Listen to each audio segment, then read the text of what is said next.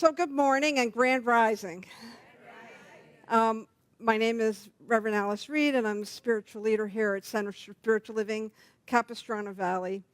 I want to acknowledge a colleague that's here today, Reverend Kathy Fernandez.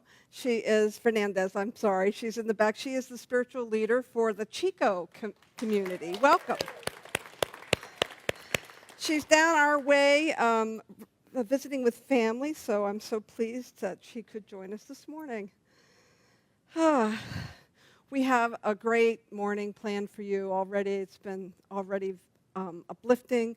We have the sound bath after the service, so we have potluck. It's the first Sunday of the month.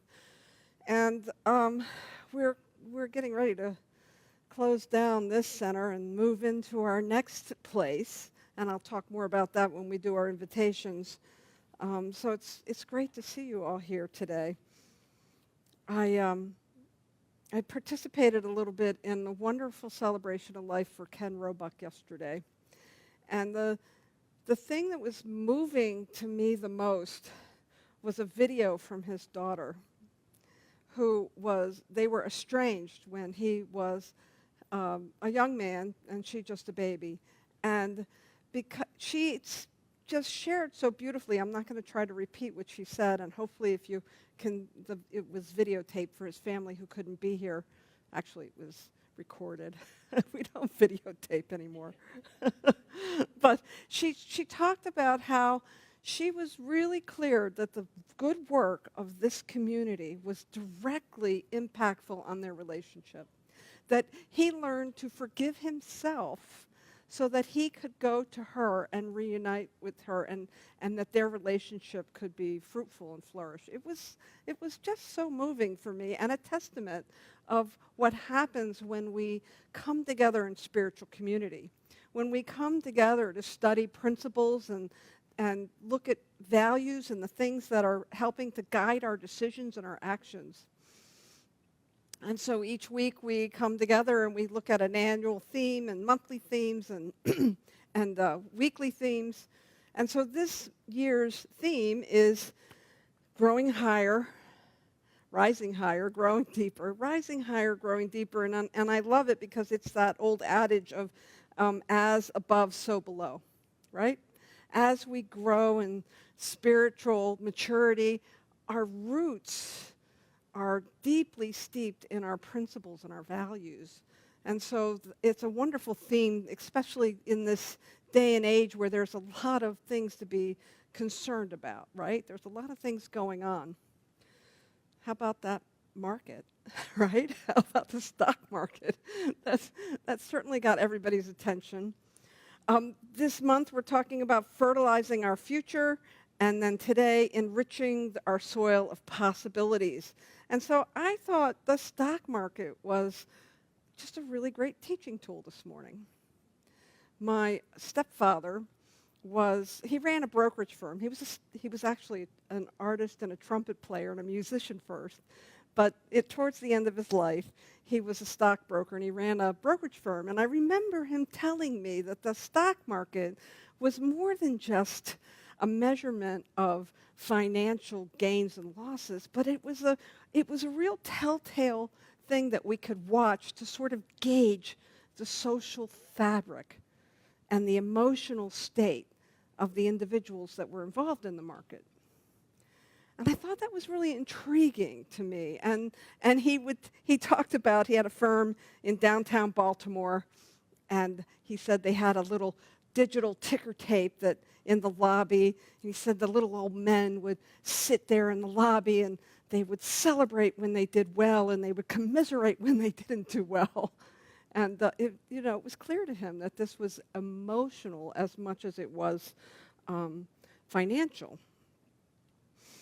And of course that was in the 80s, which was 40 years ago, but we continue to have these ups and downs with the market. And I think when we think back to people talk about either the crash of 29 or the I think we call them adjustments now, the adjustments that we had in 2000. And I think we can point to those as places where fear got the best of us, where people began to really get afraid and then take action. And so when I look at the things that are bubbling up in the zeitgeist about the financial markets, about politics, they're all opportunities for us to look at and to check in with ourselves. Because we all have emotions, right? And we all have deep and sometimes complex and sometimes really strong emotional reactions. Like, if you're not having a strong emotional reaction, you're probably not as in touch with your heart as you could be. But most of us have, and usually it's those strong emotional reactions that open up our heart, right? The strong emotional reaction we've had when losing dear Ken, who left us in early March. The strong emotional reaction you might have if your portfolio has dropped quite a bit. Those are just part of our human nature. The place where I want you to pay attention is not the reaction itself, but the response that you make. The response that you have to the emotional reaction, the way you respond to that, those emotions that bubble up in you, that is the point of opportunity for us to really plant the seeds for what it is we want to experience. We have agency when we can pause just long enough to see what it is that's coming up for us. And I know for myself and what I've witnessed in other people that when I have these strong emotional reactions, that it is not the time to send the email. It's not the time to make the phone call. It might be time to write an anonymous letter so you can at least see what's in your consciousness. Because this is the opportunities that come up for us to really begin to look at how, whether it's something you're really excited about or something that you're really struggling with. I have a lot going on right now because we are about to leave this building. I've got to talk to lawyers and I've got to talk to accountants and we've got movers and leasing agents and all of those things. And I have all those things in front of me right now. Not to mention what's going on in the political atmosphere around us, not to mention the things that are happening in our global organization. And so what I found myself really, how's the best way I can put that? I had a little roller coaster ride with my ego. Me and my ego and a roller coaster. I was feeling really smart. I was making clever choices and decisions, and I was making phone calls, and I was sending emails, I was moving, I was shaking. That was hot stuff. The funny thing is, the next day, and I could feel that all that stuff being stirred up inside of me. And the next day, I woke up with an emotional hangover.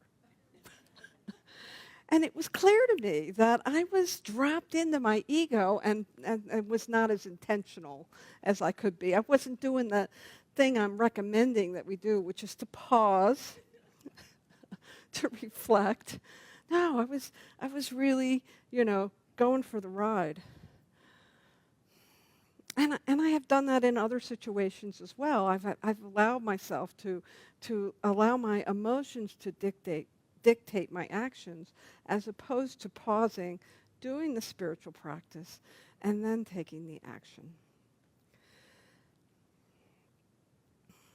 The spiritual principles that I thought we could, I've got to clear my throat.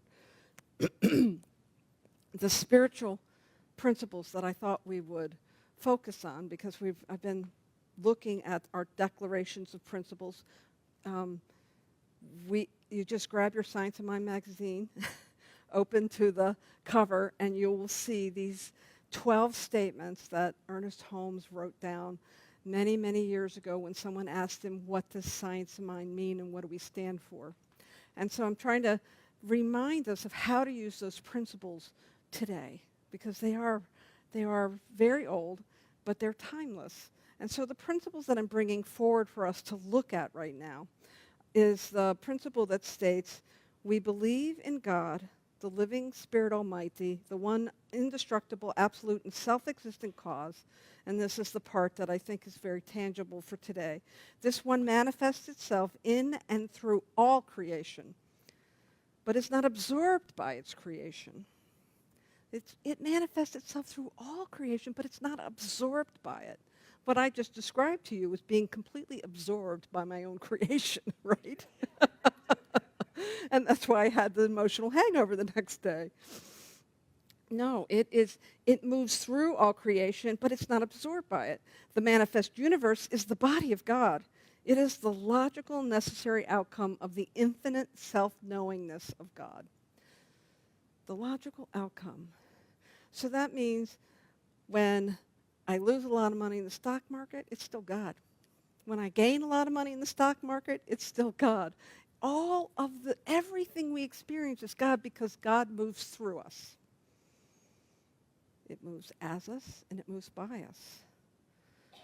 And so our part is to pause.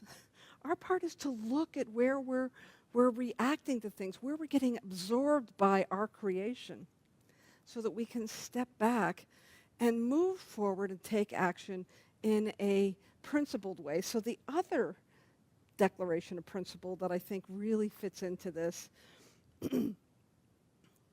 reads, we believe in the direct revelation of truth through our intuitive spiritual nature, and that anyone can be a revealer of truth who lives in close contact with the indwelling God. So in sum, God creates out of its divine nature, and anyone can reveal that divine nature in their own lives through close contact. And I think close contact is that our meditation practice, our spiritual practice, our affirmations, our focus on principles, those are the places where we have close contact. And when we keep ourselves close to our spiritual nature, when we remember that we are God in form, expressing as God, when we can pause for a moment and draw from a fertile bed, if you will, of consciousness within ourselves, then we intuitively know what to do. We intuitively know how to react. We intuitively know what is our next response. And that happens because we are practicing these beautiful principles that are our code for living in a complex world. And it gets more complex every day. Every day. I think when we think of this month's message about fertilizing our future, our emotions are like fertilizer. Fertilizer for our consciousness and our actions. And if anybody who's a gardener in here knows, if you use too much fertilizer, what happens? You burn the heck out of your plants. And so our part in this, the place where we have agency, is to know what to do with those emotions and how they're informing us to go within and then to take action in some way.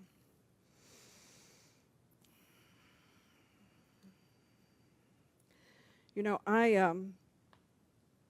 we had a bunch of, they were calling them protests throughout the country, and in some cities in different countries, people came out to protest as well. And I'm not really a protest person. Like I think I'm just too well healed in this practice of our principles that it's always about what I want to create as opposed to what I don't want, right? If you go to all of you, I'm going to say almost everybody in this room has been with a practitioner at one point or another, and if you haven't, you'll have an opportunity after the service. And when you go to the practitioner and you say to them, but I really don't like X, Y, Z, their first question to you is, well, what do you want if you don't want that, right? So I'm not a fan of protests, but I can get behind a rally. I can get behind rallying for something. And when this invitation came to go to these things, these gatherings that were happening yesterday, at first I didn't think I was going to go. But you know, I'm teaching a practitioner class right now. And just on Wednesday, damn it, just on Wednesday, I was saying to the practitioners, your healing presence is necessary everywhere you go. Oh, yeah, my students are applauding like, yeah, she did say that. Your healing presence is necessary. So I did what I'm telling you to do. I checked my emotions. I looked at the places where I was feeling triggered. I looked at the places where I was, what it was mine to do. I had a little godling of a messenger of my sister who reminded me how I've gone to various things and just been a prayer presence at the time. And I thought, I can go and be a prayer presence. My healing consciousness could be present in that, and so that I can really hold up and stand or sit in consciousness for the things that I value, the things that Centers for Spiritual Living values. And so I did that, and I'm really glad I went. Because there are some things that are really important to me. And holding consciousness and holding a space of equanimity and a space of understanding is really important to me. I did make a little sign. and I drew from our global vision of a world that works for everyone. And so my sign said, let's make sure I get this right. Let's make America great for everyone, not just a few. And I felt that was inclusive. It was in alignment with my values. I wasn't saying that anybody else is, that this isn't the way we should do things. We should do them another way. I was really focused on my values and my principles. And so in the bookstore, actually it's in the lobby printed out, we talk about the global vision statement for Centers for Spiritual Living. And in it there are a number of values that you can look at to see if they ring true for you, if there's something you need to shift about them. But it's a starting point for all of us to find out and to center ourselves in our values, our spiritual practice, and then to know how to walk that out. There's we publish this in our newsletter. Centers for Spiritual Living is reigniting the global vision for Centers for Spiritual Living. And there's this great quote at the top of this document that says, "Encircle me in a robe of light so that I can witness the wounds of the world without being wounded myself. Let me learn that I need to know. Let me learn what I need to know in order to be of my greatest use without being overwhelmed." And that's by Rabbi Keller.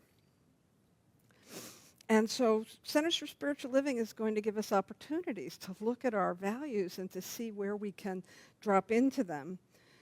Because these global vision statements are really rooted in our principles. And I have a wonderful colleague. He was my assistant minister in Santa Cruz, Reverend Elisha Christopher. And he took our global vision and he created actionable statements out of each one of those global vision statements. And so I'm going to read a few of them to you now.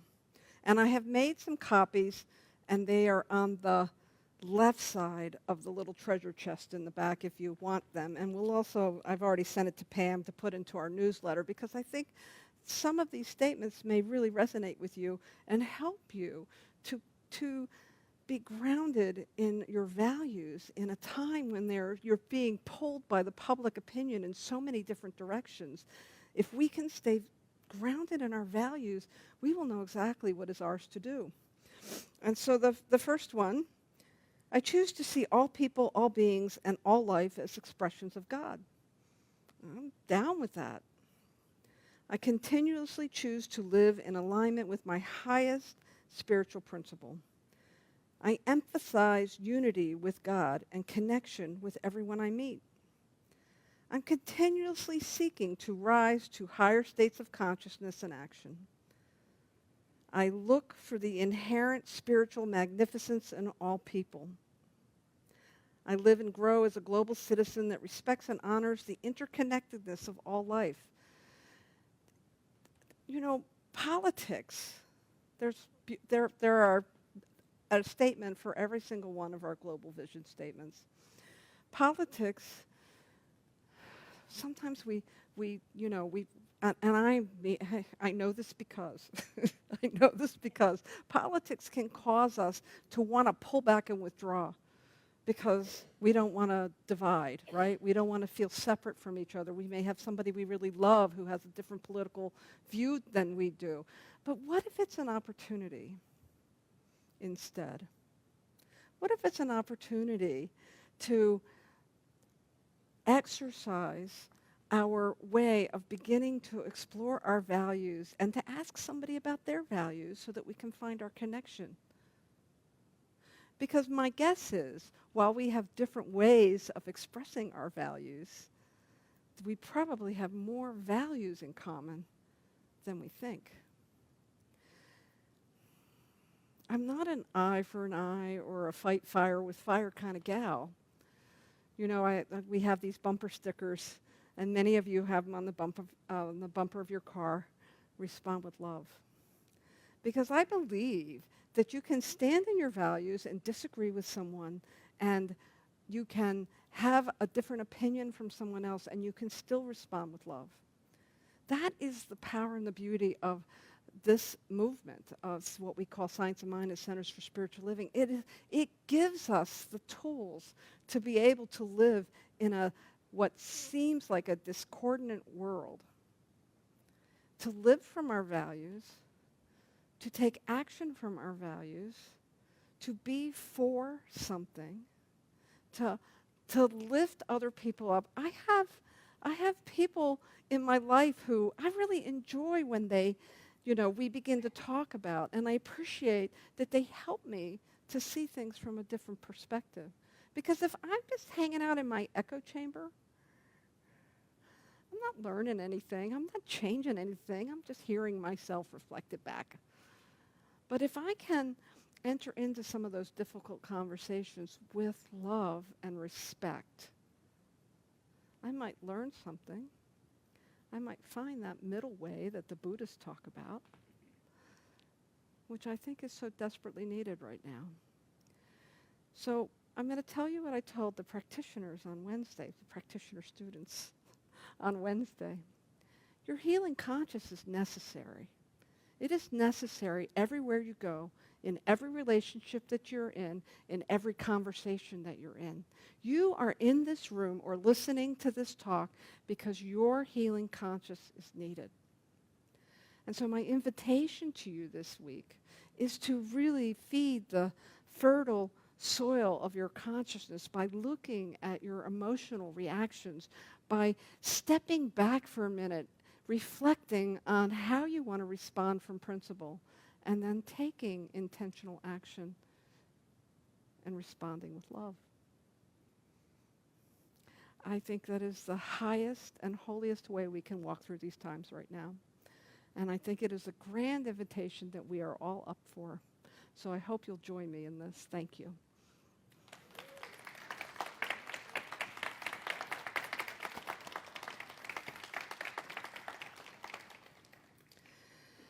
Okay, so let's pray, shall we?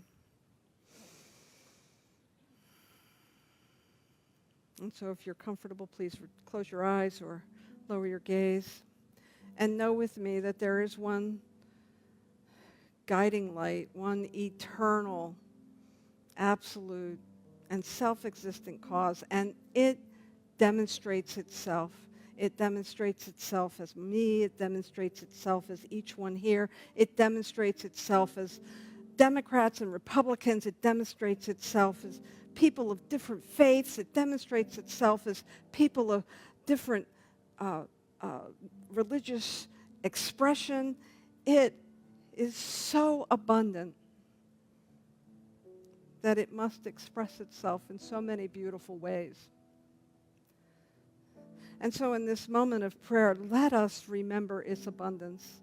Let us know that it wants to express itself in each and every way, that there is no wrong way.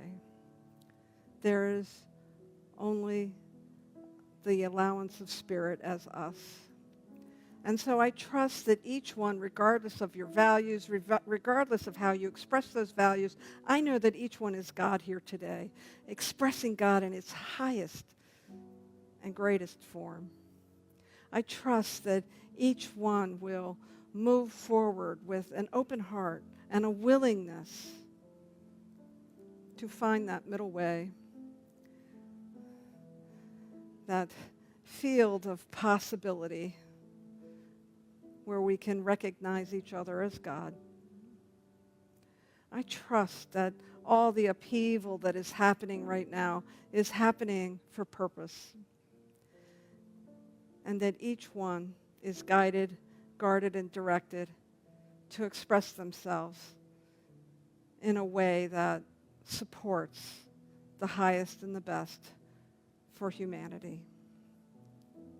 I am grateful for the healing presence of each consciousness, of each individual, knowing that there is potentiality and possibility in every moment. And it is with a surrendered heart that I simply let this go. I let it be. And together we say, and so it is.